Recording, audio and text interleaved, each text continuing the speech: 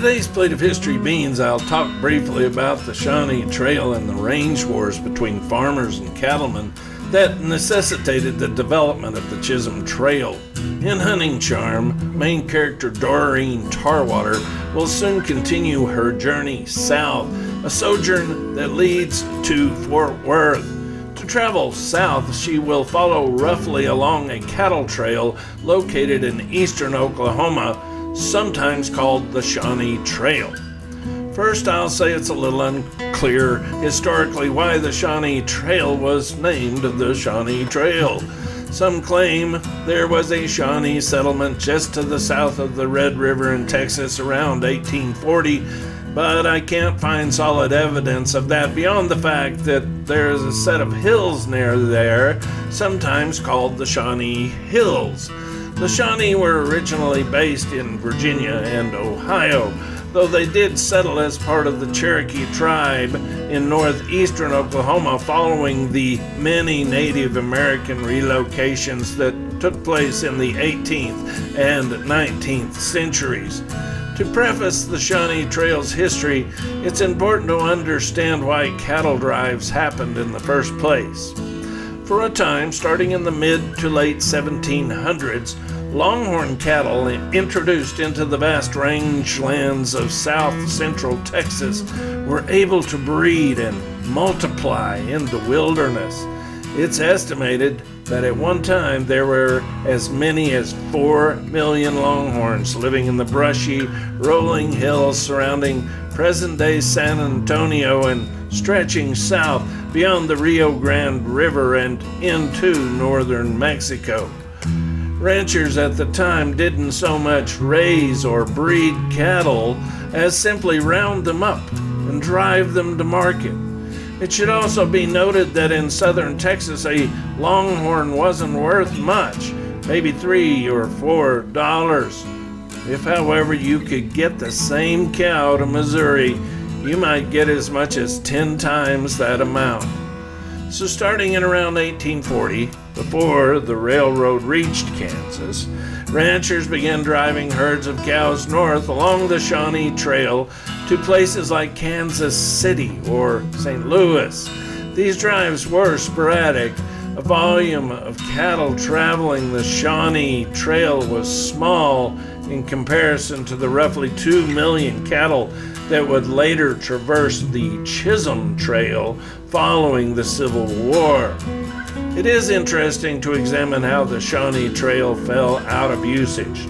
The trail was more well situated than the Chisholm Trail, and following the Civil War, there was an increased demand for beef, and because of the slaughter of buffalo herds, an increased need for leather. If not for an insect, the lowly tick, the Shawnee Trail might be remembered as the route that most of the round 'em up and take 'em north Texas cattlemen of the mid-19th century followed. Let me fill in the picture a little more. During the Civil War, cattle drives ceased altogether. When they resumed, it quickly became apparent that cattle drivers could no longer use the Shawnee Trail.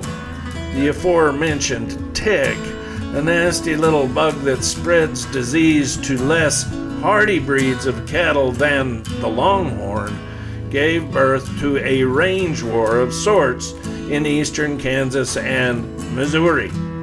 Farmers who also raised cattle in Kansas and Missouri realized their cows and steers were dying in droves of cattle fever.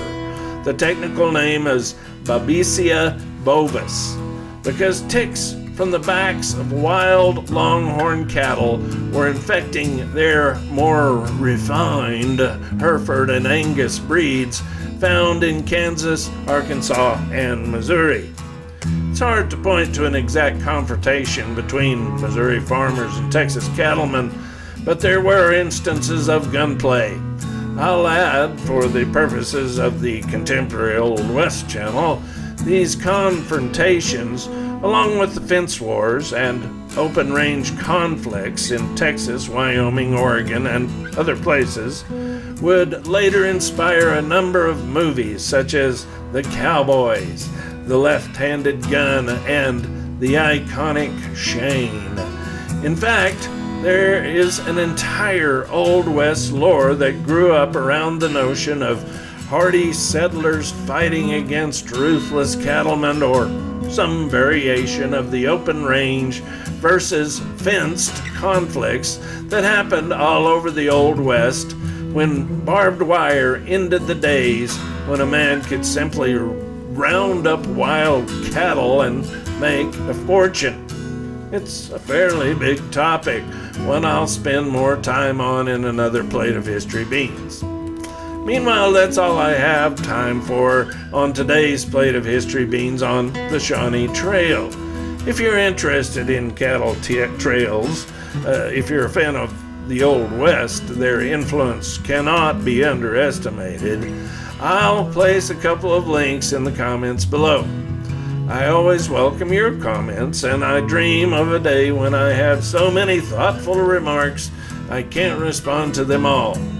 Remember, if you like my content, don't be shy about hitting the like and subscribe button. It's unlikely you'll develop carpal tunnel syndrome from 1 or 2 clicks.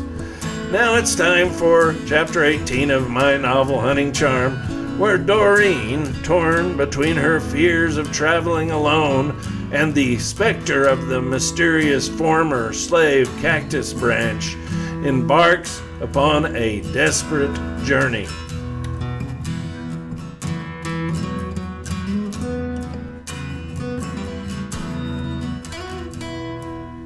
Chapter 18, A Desperate Plan. When she awoke from her nap, Doreen felt a renewed sense of purpose. As she lay in Mr. Sugar's bed, she reviewed what she wanted to say to Cecil Johnson. When she stepped outside looking for the rancher, however, she saw only a couple of mules and the little girl who had come that morning with breakfast. "Where's your mama and papa?" Doreen asked. "Mama inside and papa ain't here," the girl stuttered. "Go fetch your mama, child." The girl scurried away, and a few minutes later Cynthia Johnson appeared, wiping her hands on a bit of cloth. Doreen came straight to the point. "I'm leaving," she said, "and I need a horse and some supplies." "Where will you go?" "Fort Worth. I'll also be needing directions." For a moment Cynthia fell silent. Doreen's decision seemed to be exactly what she had been hoping for. Even so, Cynthia understood the rigors of cross-country travel. "Ma'am, I don't want to be rude, but it's over 200 miles to Fort Worth. Pretty near as far as Abilene. Why don't you go on over to Fort Gibson? Ain't but 4 or 5 days' ride." "No, I'm going to Fort Worth. I need a horse and supplies," she repeated. "We can give you a few things and a mule, but we can't spare anyone to guide you." "I can travel alone. Just give me directions and I'll be on my way. I would prefer to leave early tomorrow." Cynthia, savoring the notion that her family might be rid of this troublesome stranger, nodded unconsciously. "Then it's settled?" Doreen asked. "I need to talk with Cecil." "Well, remind him what I said about our situation." "He doesn't need to be reminded of that, ma'am." "No, I wouldn't think he would." As Doreen left, Cynthia thought about her husband. Cecil would have reservations about sending Doreen alone across 200 miles of open country. Her husband spoke often of doing the right thing, even when the thing in question might be a terrible burden. Would Cecil allow the white woman to simply leave without a guide? As Cynthia considered things, notions of right and wrong jumbled in her mind. Doreen presented a clear danger. Cynthia knew it would be foolish to overlook the opportunity to be rid of the white woman. She also knew that Cecil, aware of the risks, might balk at the notion of Doreen traveling alone. He might even decide to escort her himself, a thought that filled Cynthia with dread. What if the woman became angry on the trail and blurted out her threats to a passing stranger? Cecil might never return. Sending Mr. Sugars would expose their hired man to the same risk. Continuing her chores, Cynthia brooded over the subject. Then, after 2 hours of deliberation, decided she would help Doreen without telling her husband. She finished her gardening and started for the tool shed. To assist Doreen's departure without Cecil's knowledge, she would have to get her husband away from home for a few hours. Helona, their neighbor, had recently asked for help repairing a wagon wheel. Cynthia would tell her husband that Helona needed the work done soon. When Cecil returned from Helona's place, Doreen would be gone. Cynthia entered the barn and gave the door to Mr. Sugar's room a rap. "Who is it?" "It's Mrs. Johnson, ma'am. I thought about what you said. I reckon I'd be willing to help." Cynthia heard the latch rattle. Doreen appeared, looking as if she had just risen, even though it was well after noon. "My husband won't approve of you leaving," Cynthia continued. "We'll be needing to keep this a secret, and he's likely to come after you." "Why would he care if I left? I would think you would be glad." "He might figure you could be hurt or even killed on the trail. He ain't the kind to allow a lady to face such a trial alone." For a moment, as if Cynthia's words raised a question in her mind, Doreen paused. She knew that traveling alone in Indian territory might be hazardous. Even so, she couldn't possibly remain sleeping in the Johnsons' shed, bored and simultaneously terrified of the lurking stranger, Henry Walker. "We don't have to tell him," Doreen said. Cynthia shifted uneasily. "You understand this here is wild country and ain't everybody friendly and civilized as the Muskogee. You might come on some bad folks. There's some Comanche run through here some, or you could get yourself bitten by a critter. You understand, right?" Doreen's sense of pride engaged once more. How dare this colored woman suggest she might not understand the dangers of the trail? "I'm not an idiot. If you're not going to help me, just say so. I'm leaving either way." "No, ma'am, I want to help. It's just Cecil. Well, he's... never mind. I'll fix you up with a mule and some supplies." Cynthia lowered her eyes. If the woman wanted to go, she wouldn't stop her. Good riddance. "We'll fix things up so you can leave tomorrow morning." When Cecil returned from Jake McQueen's late that afternoon, he busied himself with a few chores. Cynthia had snared a pair of cottontails, and with some of her garden vegetables and sage from the pasture, had prepared a thick stew. She also made flatbread fried in bacon grease, sprinkled with cinnamon and sugar, a treat the children devoured hungrily. Cecil complimented Cynthia on the meal, and as the day waned, settled in his chair beneath the hackberry tree to enjoy an evening smoke. An hour later, with the children in bed, Cynthia joined Cecil. As they sat side by side, just as they did most evenings, she mentioned Helona. "She needs that wagon fixed soon as we can manage it. She promised us 2 quilts for the work." Just as she knew he would, Cecil nodded. "I'll ride over in the morning. Maybe I can rustle up Henry to help." A few minutes later they retired to their single-room house, nestling in on each side of the children in the bed where they all slept. There in the darkness, listening to her husband's light snore and the deep breathing of her children, Cynthia struggled with her decision to lie. After an hour, unable to sleep, she eased from the bed and walked quietly around the partition and pulled a chair against one wall. Climbing onto the chair, she reached for something on a high shelf. Her mother, before she died, had given her a wooden figurine and had told Cynthia the tribal fetish had traveled the ocean on a boat with her great-great-grandmother. "This be Missy." Her mother, dying of lung sickness, had whispered the words as she placed the wooden carving in Cynthia's hand. "Your great-great-granny hid this doll, this here doll. She hid it from the white man for near 4 months, way across the wide ocean."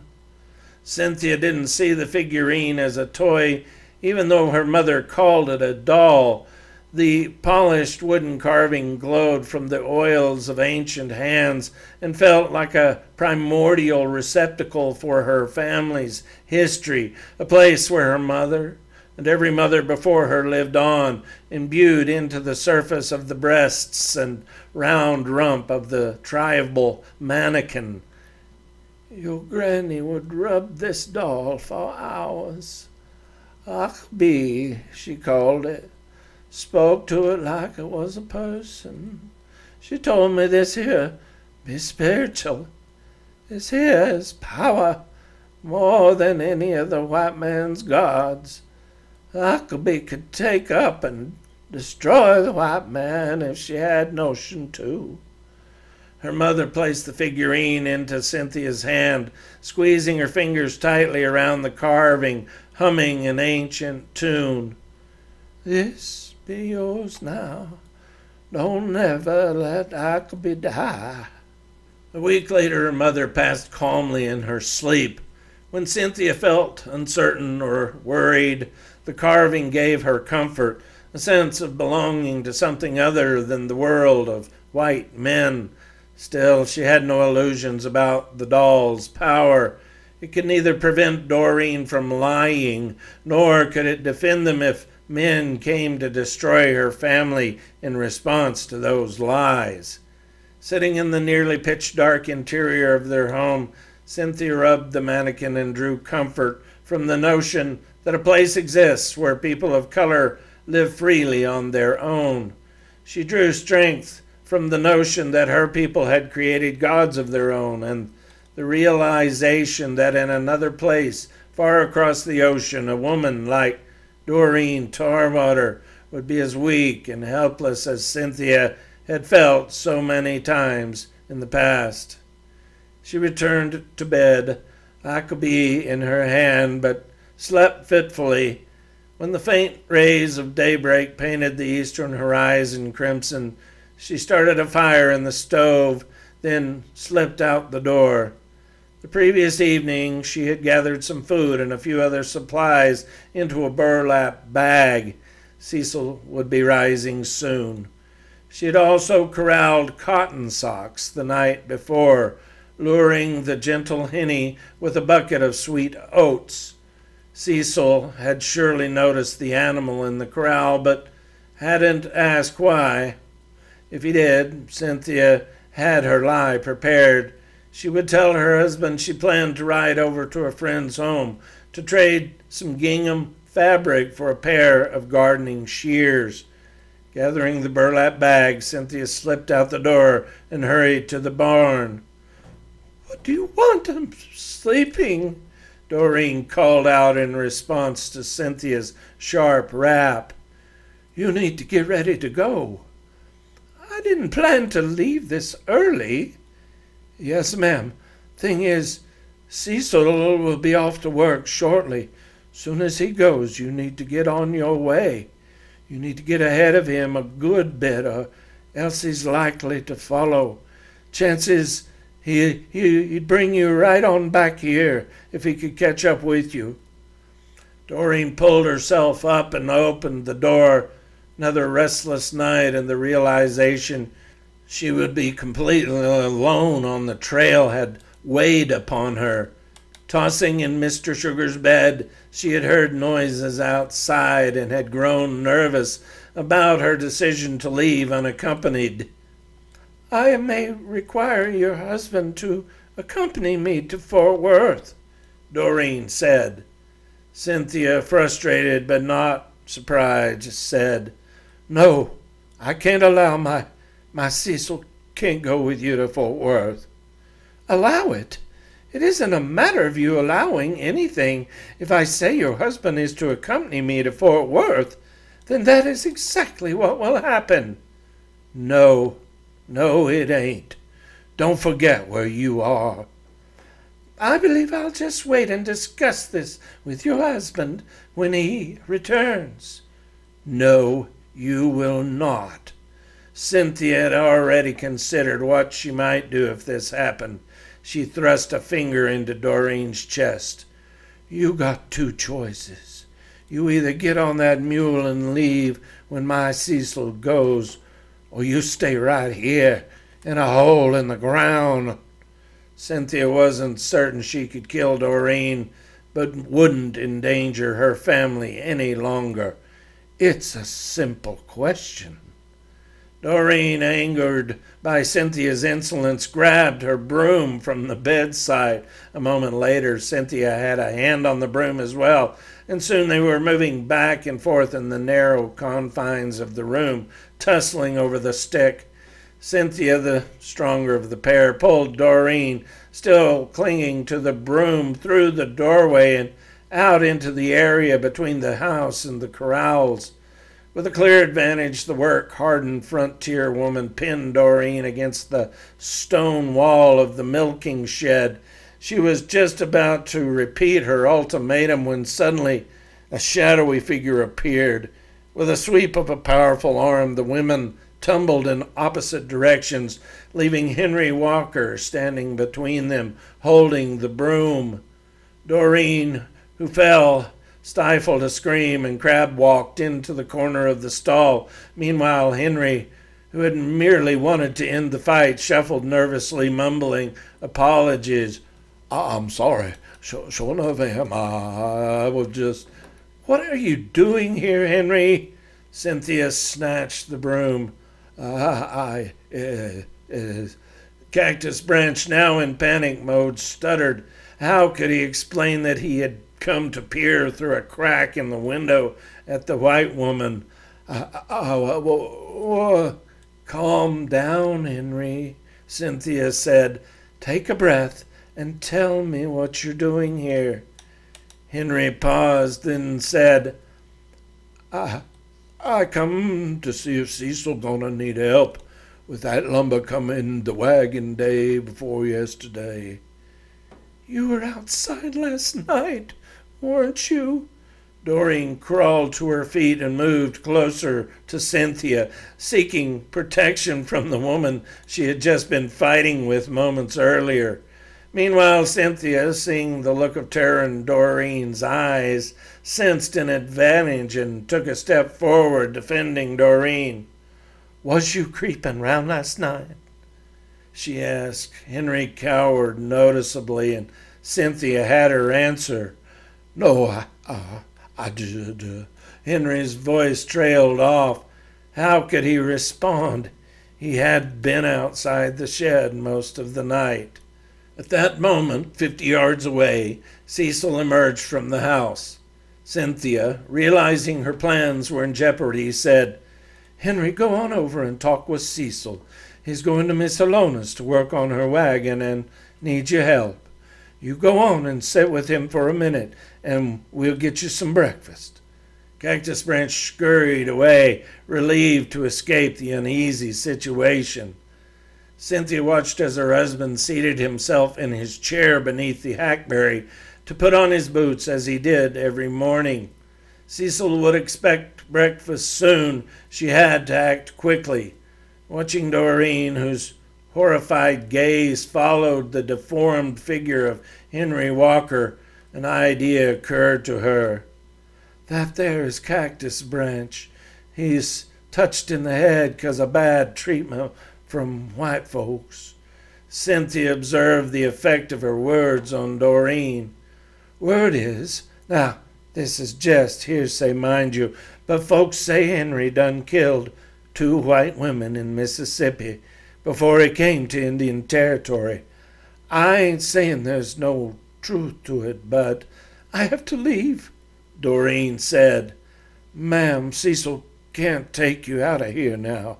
He's been gone for near a month already. This time of year there ain't no end to the work. If you must have an escort, it's gonna be a few weeks." "I can't wait. I can't. It's not possible." Doreen's lower lip quivered and a tear rolled down her cheek. "If Henry's got his eye on you, then I reckon that's true. No telling what he might do. The native folks calls him Cactus Branch 'cause he's twisted up like one of them spiny cactus. I see the way he looks at you. This is a mighty hard spot." "I can't stay here," Doreen repeated. "Don't you understand? I can't stay." "Yes, ma'am, I understand. Everything is ready.